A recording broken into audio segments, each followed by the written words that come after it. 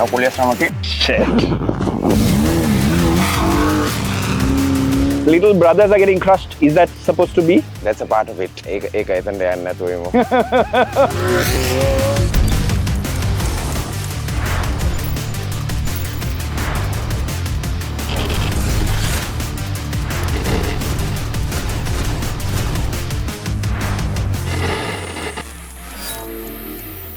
කටුකුරුන්ද එකට ඇවිල්ලා ඉන්නේ. දන්නේ මේ වගේ ඩ්‍රෙස් ඔක්කොම දුන්නා දාන්න කිව්වා. වතුර විතරක් අදින්න දෙන්න එපා මට. මගෙත් එක්ක මාර ඩිෆරන්ට් චරිතයක් ඉන්නවා මෙතන. නම මොනවද? I'm Shafraz Junaid. I am Shafraz Junaid. Maybe we'll start with a cheers. Cheers. Yeah.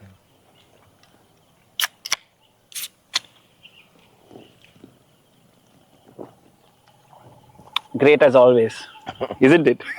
Agreed. Yes, you can't say no. Why am I here? Why did you call me here? Sponsor කෙනෙක් හැටියට දැනන් හිටියේ නේ අපි මොනවද කරන්න කියලා. ඒමද කියන්නේ? කොහොම හරි ඔයාව මෙතනට ගෙනාවේ පෙන්වන්න අපි මොනවද මේ මාස දෙකක් එනවා කියලා මොන හරි පොල්ලක් තිබ්බා. ඇස්සක් එනවා නැත්නම් එක්ක මෙයා බිසි එක්ක මට මොන හරි තිබ්බා. Right? So explain කරන්නකෝ මේක. ෆෝමියුලා කාස් ටික තියෙන්නේ සාමාන්‍යයෙන් අපි අලුත් ඩ්‍රයිවර්ස්ලාට තමයි අපි ප්‍රොමෝට් කරන්නේ. අපි ඩ්‍රයිවර් ට්‍රේනින් ප්‍රෝග්‍රෑම්ස් තියෙනවා කටුකුරුන්දේ සහ කොළඹ ක්ලාස්රූම් සෙෂන්ස් උත් කරනවා. ඉතින් අපි පුළුවන් තරම් අලුත් ඩ්‍රයිවර්ස්ලා තමයි බිහි කරන්න බලන්නේ. දැන් අපි යවාන් ඩේවිඩ් සෑන්ඩ් උඩ තත්වයකට ගිහිල්ලා කවුද කිව්වේ? යවාන් ඩේවිඩ්. ඒකත් ෆේමස් චරිතයක්. ෆෝමියුලා 3 වලට ප්‍රොමෝට් වෙලා ඉන්නේ. ඉතින් ඒක ලොකු දෙයක් අපේ ලංකාවට. පොඩි රටක ගිහිල්ලා මේ කොච්චර ලොකු තැනකට යෑවිල්ලා තියෙනවා නම් සෑහෙන ලොකු තැනක්. ඒ කියන්නේ රේසිං වල ෆෝමියුලා 3 එක කියන්නේ අපිට හිතන්නවත් බෑනේ. ලොකු අචීව්මන්ට් එකක්. ඒක ෆස්ට් ටයිම් එකක්ද? ෆස්ට් ටයිම් එකක්. කවුරුත් හිතලත් නැහැ කරලත් නැහැ. ඉතින් ෆුල් ක්‍රෙඩිට් යවන් ඩේවිඩ්ට මේ ඒ අන්සෙන් නම් සහ යාගේ ෆැමිලි එකටත් ෆුල් සපෝට් එක. එයා කොහමද පටන් ගත්තේ? කොහමද දැන් බලනවානේ යාගේ සක්සස් එක. ඔයාට දන්නවද යාගේ බෑක් ස්ටෝරි එක? යාගේ බෑක් ස්ටෝරි එක යා කාටින් පටන් ගත්තේ සිංගප්පූර් වල ජීවත් වුණේ. ඊට පස්සේ ලංකාවෙත් ඇවිල්ලා කාටින් කරා, ඉන්ටර්නැෂනල් ඉවෙන්ට් කරා. ඊට පස්සේ කාටින් වලින් යා සෑන්ඩ් උඩ මට්ටමකට ආවා. ඊට පස්සේ යා යුරෝ ෆෝමියුලා කියලා ඉවෙන්ට් එකක් තිබ්බා. ඒකට පාටිසිපේට් වෙලා ඊට පස්සේ දැන් යා ප්‍රොමෝට් වෙලා තියෙනවා ෆෝමියුලා 3 වලට එන අවුරුද්දේ කම්පිටිෂන් එකට. ෆෝමියුලා කියන්නේ ෆෝමියුලා අර සර්කිට් එකට යන්න කලින් ඔයා කියන්නේ කාටින් වල තමයි පටන් ගන්නෙ. ඔව් කාටින් වල තමයි පටන් ගන්නේ. කාටින් එකට පිටිපස්සේ මොකුත් නැහැ. කාටින් වලට පිටිපස්සෙන් ඒ කියන්නේ ඒකට වඩා පොඩි එකක්. පොඩි එකක්. මම හැමතිස්සෙම අප්‍රූව් මේ රෙකමන්ඩ් කරන්නේ e-racing වලට. e-racing. e-racing කියන්නේ කම්පියුටර් එකේ නැත්නම් PlayStation එකේ simulation එකට. එතකොට ඒකෙන් සෑහෙන දේවල් ඉගෙන ගන්න පුළුවන්.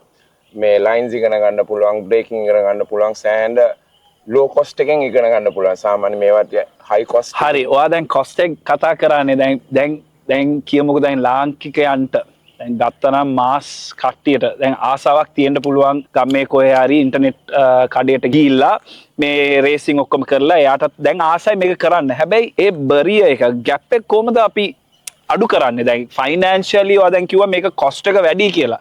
ඒ වගේ ඩ්‍රීම් එකක් තියෙන එක්කෙනාට කොහොමද මේ මාර්ගය අපි හදලා දෙන්නේ? ඒ වගේ මාර්ගයේ ඔයා වගේ අයට අපි ගිහලා ප්‍රොපෝසල් දීලා ස්පොන්සර්ෂිප් අරගෙන ඊට පස්සේ ඒ ස්පොන්සර්ට පුළුවන් තරම් මයිලේජ් එකක් දීලා ඉවෙන්ට් එකටත් මයිලේජ් එකක් දීලා ඩ්‍රයිවර්ටත් මයිලේජ් එකක් දීලා පුළුවන් තරම් ෆුල් ටීම් එකක් හැටියට ඒක ඉස්සරහට අරගෙන යන්න ඕනේ. ඩ්‍රීම් එකක් විතරක් තියෙන්න බෑ මේකේ ගොඩක් කනෙක්ෂන්ස් නෙට්වර්ක් තියෙන්න ඕනේ. ෆයිනෑන්ෂියලි වයබල් විදියට මේක සකස් කරගන්න පුළුවන් වෙන්න ඕනේ. නැත්තම් එක්කෙනෙක්ට ටැලන්ට් එකක් විතරක් තියලා ඒ බෑකප් එකක් නැත්තම් මේක කරන්න බෑ. ඒකනේ ඔයා කියන්නේ. ඔව් ඒක හරි අමාරුයි. හේතු වෙන්නේ දැන් යවන් ඩේවිඩ්ගේ යා ඇත්තටම හොඳ පැකේජ් එකක් සෝට් අවුට් කරලා තියෙනවා.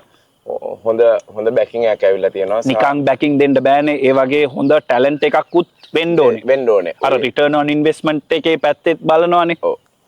ඔය දැන් ශ්‍රී ලංකා ජනගහනයත් හරි ප්‍රසිද්ධ වෙලා හරි කැමති වෙලා මේ යවන් ඩේවිඩ්ට. ඉතින් ඔක්කොම හැබැයි දිලංගෝ උත් කරානේ.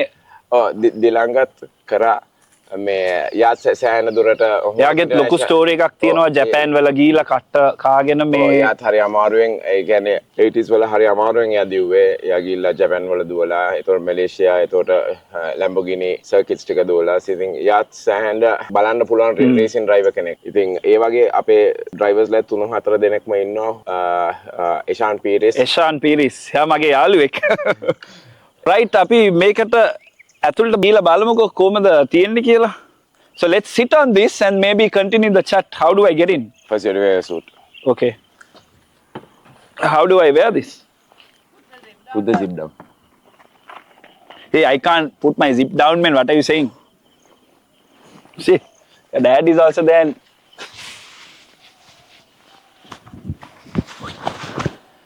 Now, Okay. Now pull your stomach in. Shit. I know I'm fat. No, they're not bad, they're right. My little brothers are getting crushed. Is that supposed to be? That's a part of it. So how do you feel inside this? Not easy. Due respect to all the drivers, I was thinking that, okay, it's some fancy thing, but fuck, it's no. Mara Amaru, actually in the bear, I don't know, make a normal. Normal. මේක ඔයා එලවන්න නැතුව අමාරුයි කියන්නේ. ඔව්. ඒතකොට දැන් මේක සාමාන්‍යයෙන් ස්ට්‍රෙච් එක 160ක් වගේ අල්ලනවා. ඉතින් 160ක් අල්ලලා වංගුව ගන්න ඕනේ, ඔක්කොම කරන්න ඕනේ, බ්‍රේක් ගහන්න ඕනේ. තව ඩ්‍රයිවර්ස්ලා ඉන්නවා ඕවර්ටේක් කරන්න. එතකොට මේකේ ෆුල් කොම්පිටිෂන් ලෙවල්. ඔයා සයිඩ් මිරර්ස් ටික බලා ගන්නත් ඕනේ. කවුද එන්නේ පිටිපස්සෙන්, කවුද ඉන්නේ ඉස්සරහෙන්. ඉතින් ඒක නිකන් බැටල් එකක් වගේ. Crazy. මම personally ආසයි ගොඩක් stimulation එකට ඔළුවට. මට සමහර වෙලාවට board වෙලාවේ මට මේ dip එකක් ආවා නම් මම බයිසිකල් එක මගේ ගාව රෝඩි එකක් තියෙනවා. බයිසිකල් එක ගන්නවා කිලෝමීටර් 100ක් නැත්නම් 50ක් එක දිගට මම යනවා. පොඩි වතුර බෝතලයක් තියාගෙන. වැඩිය මම නවත්තන්නෙත් නැහැ. ඒක කරන්නේ අර stimulation එක. වා කියපු විදිය. දැන් පාරේ කට්ටියක් යනවා මේ groin එක නම් වෙනවා. ඒවා අපිට දන්නවා. හැබැයි මේක නම් මාර scene එකක්. හැබැයි let me try, like let's try. හැබැයි 100ක්වත් අල්ලන්නේ නැහැ මම 50-60 kilometers per hour කෙලින් අදිනවා එච්චරයි. මම හිතන්නේ it's up to my alter ego. If the beast jumps out, I might clock it. But yeah, so දැන් අපි අනිත් කට්ටිය ගැන කතා කරානේ. ඔව්. ඔයා ගැන පොඩ්ඩක් කියන්නකෝ. ඔයා ජේසන් ස්ටැටම් වගේ පොඩ්ඩක් ඔයාගේ hair style එක පෙන්වන්න මට. ඒක පෙන්වන්න බැහැ ටිකක් වැවිලා වැඩි. So කියන්නකෝ ඔයාගේ පාස් එක ගැන.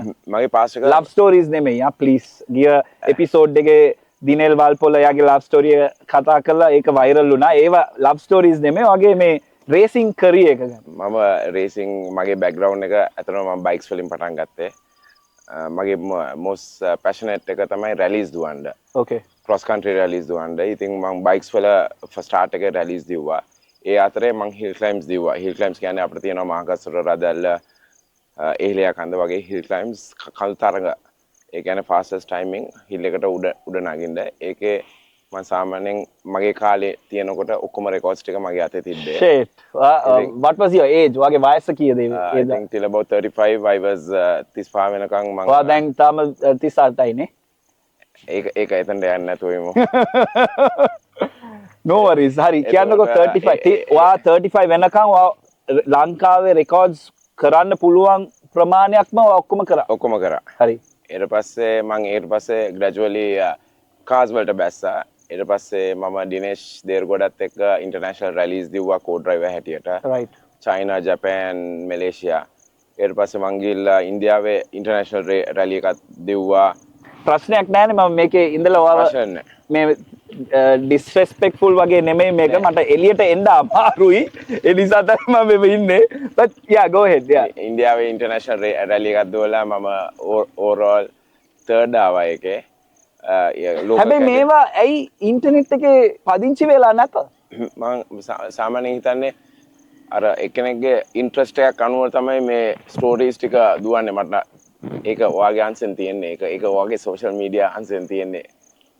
අපි ඒ අංශෙන් පොඩි ඒක තමයි අපි කියන්නේ රෙබල් පොඩ්කාස්ට් ලාංකික ජවය දෙන කට්ටියව අපි ඉස්සරහට ගේනවාමයි. ඒක තමයි අපේ මේ ફોකස් එකම තියෙන්නේ. so මේ වගේ ස්ටෝරීස් ගොඩක් තියෙනවා ලංකාවේ. yes so තව කියන්නකෝ බලමු.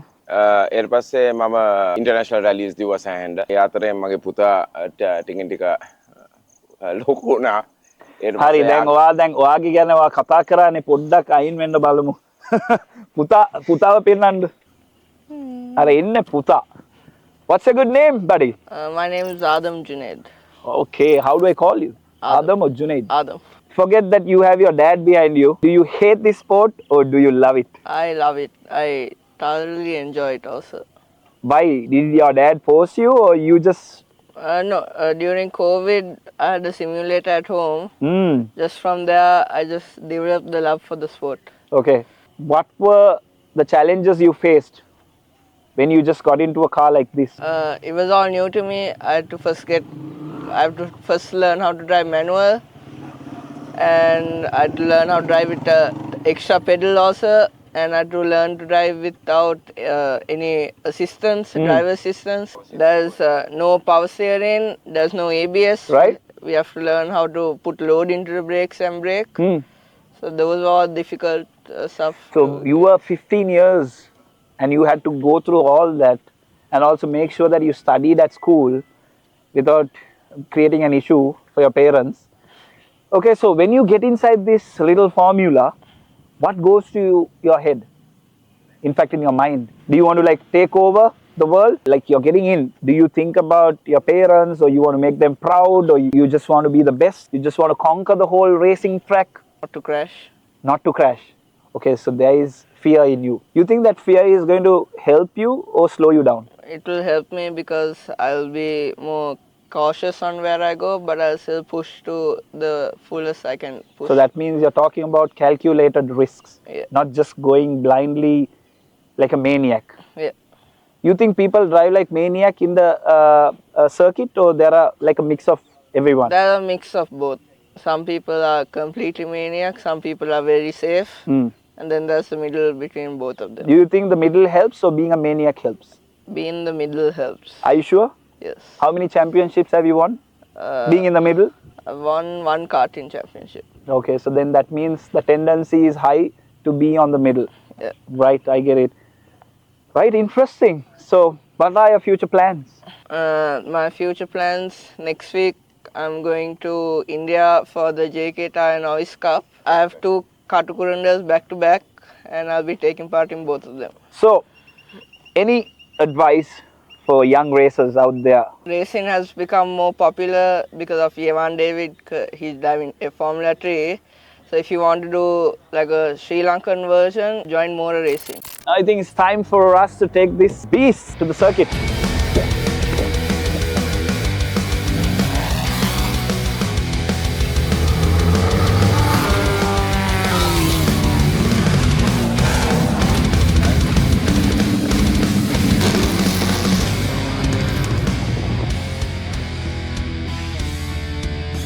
Did I speed enough? Too much that we could capture.